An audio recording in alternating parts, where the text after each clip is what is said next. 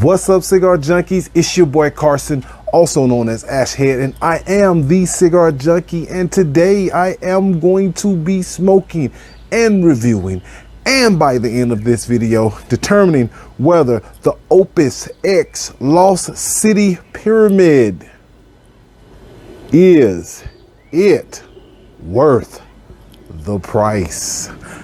Guys, you may have already seen the first video in the series, Is It Worth It? And that's where I take a cigar that is considered expensive and I smoke that cigar, and I, based upon my opinions, determine whether that cigar is worth it or not. Worth it meaning, is it worth the price, the expensive price that they are suggesting that you pay for that particular cigar. In this case, we'll be smoking the Opus X Lost City, and this cigar has an average price around $30 to $32, depending on where you are, where you're from, and what the taxes are in your area. But this cigar is a Dominican Puro with a Dominican Corojo seed wrapper and a Dominican binder and filler. And these tobaccos that are placed in the Opus X Lost City are some very rare Dominican tobaccos that are grown on the Fuente family farm in the Dominican Republic. Guys, I am going to cut this one up and light it up. I'm going to use a straight cut this time. Nosed the cigar earlier,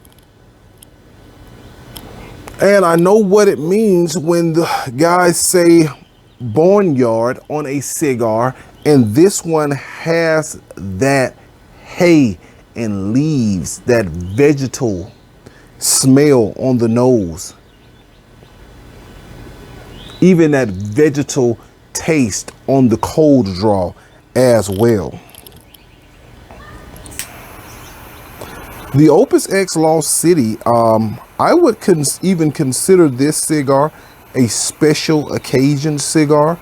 This may be one that you want to get and pull it out on special occasions, weddings, wedding anniversaries, new baby being born, or something like that would be a good idea for when to smoke this cigar.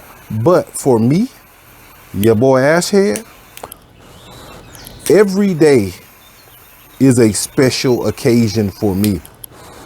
Every day is a special occasion. So I don't wait just to smoke my good stuff on days that some would consider special occasion days.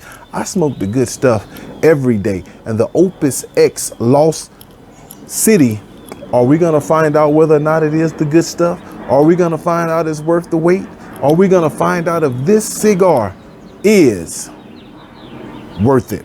So guys, we're gonna allow the tobaccos on this cigar to heat up, and then I'm gonna come back and talk to you about flavor notes and my experience with the Opus X Lost City.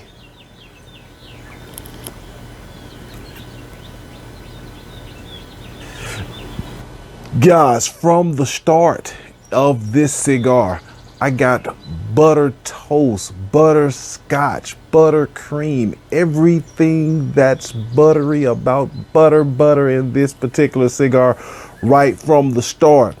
It has been a magnificent journey this first half of an inch into this cigar. The retrohale houses a silky creaminess. Guys, if you've ever, I'm gonna step way out on a limb, if you've ever wanted to know how it feels to have silk run through your nostrils, this Opus X Lost City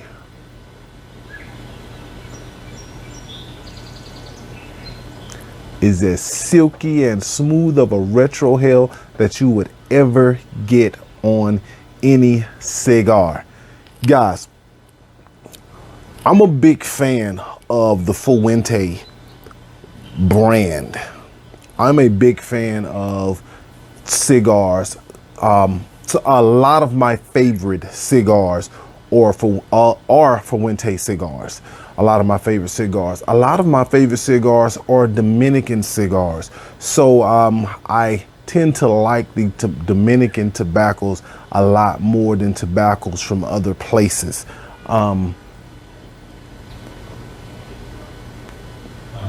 This cigar here captures the essence of the Dominican Republic.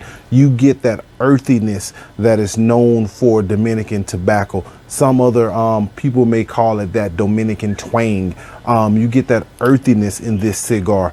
Not only that earthiness, but you get that cedar aroma that's very familiar with a lot of well fermented Dominican tobacco. You get caramel nuttiness out of this cigar, guys, and I'm just in the first third. These flavor notes that I'm describing, and I've described a paragraph of flavor notes, and I'm just in the first third of this Opus X Lost City.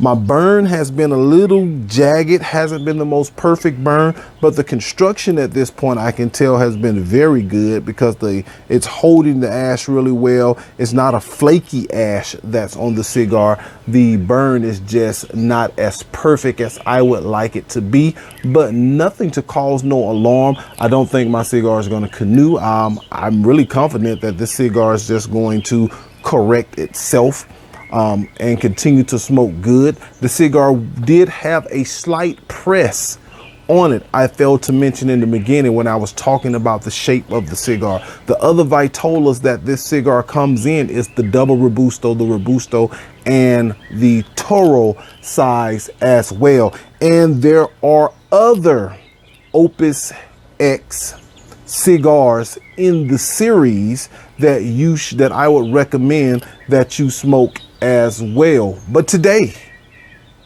we're smoking the Lost City from 2016.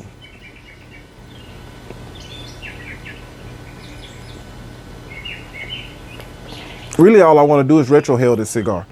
I don't want to blow my smoke out no other way other than the retrohale, because the retrohale on this cigar is just so magnificent, so smooth and creamy and silky. I said it again. Y'all gonna hear me say silky a number of times in this video.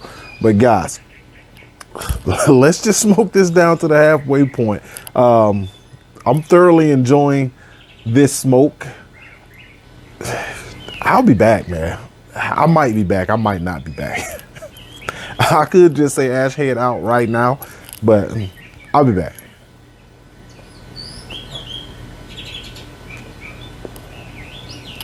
God, that's good. And I've smoked this cigar down to the first band of the cigar. The second third of this cigar had more of that earthiness and less of that butteriness that I was getting in the first third of the cigar, but I was still getting hints of that butter toast flavor note throughout the cigar. But Carson, what am I paying for in a $30 cigar? Well, what you're paying for at the Chateau de la Fuente farm, the tobaccos for this cigar are grown in the off season, and these tobaccos are aged for 5 years. That's unlike a lot of other cigars that aren't aged as long. So the rareness of the tobacco, the aging of the tobacco, and the attention to detail that they put in for the tobaccos that are grown for this cigar is what you're paying for. And all of that I named, those things create the experience.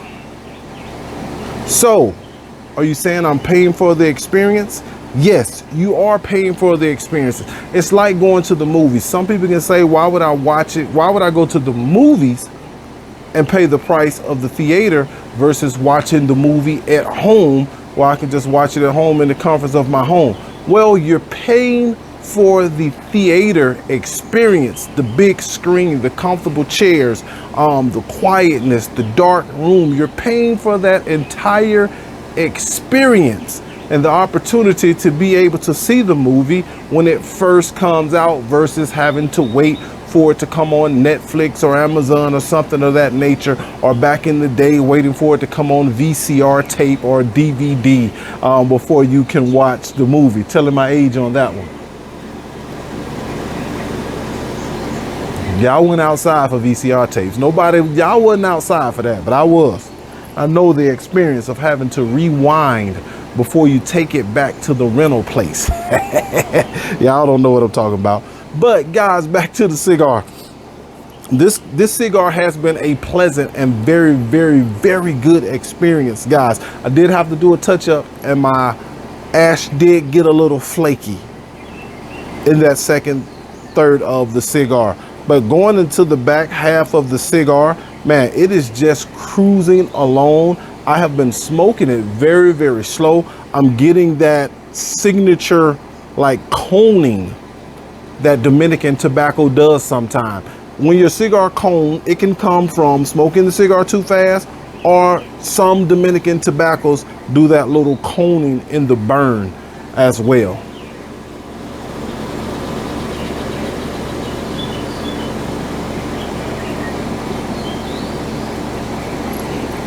That retrohale still continues to be as silky and as buttery as it has been from the start. Guys, this has been a great experience thus far.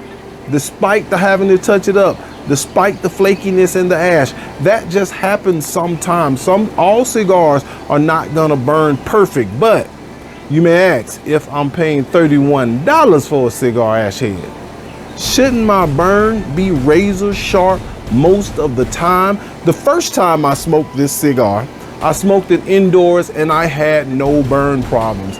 This is not the second time, but another time that I'm smoking this cigar. I can't remember how many times I smoked it, but smoking it outside, I got a nice breeze blowing, and we know with a breeze that blows on one side and it causes one side of the cigar to cool and burn a lot slower than the side that is not getting the breeze.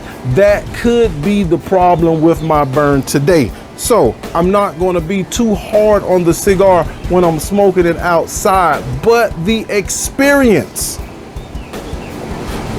that has taken place sitting in the backyard, listening to the birds, watching the plane fly over, air conditioning popping on, and all of that stuff has been a relaxing evening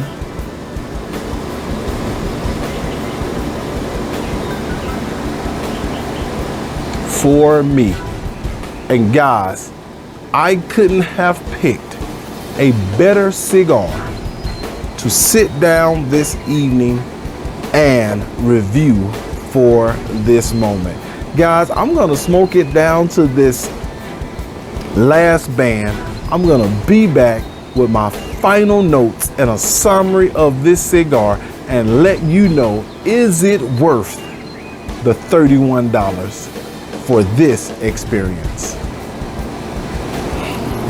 Nubbing this Opus X Lost City out. And guys, just to recap, first third, lots of butteriness. Second third, lots of earthiness. Final third, buttery, earthy. Then I got hints of like dark chocolate going into the second third. That leather note is starting to creep in as well here in the final third of this cigar. And the retrohale is more nuttier in the final third of this cigar than it has been throughout the rest of the cigar. But all together, this has been an excellent experience in smoking a cigar.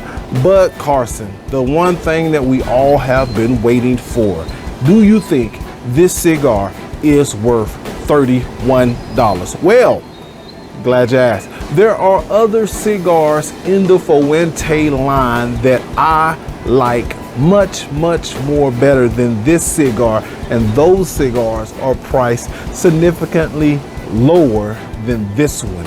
So for me, this cigar isn't worth the $31, but I will still recommend, if you get an opportunity to smoke an Opus X Lost City, do not hesitate to smoke this cigar, because it is going to give you a very good smoking experience. Thank you for tuning in. Ashhead out.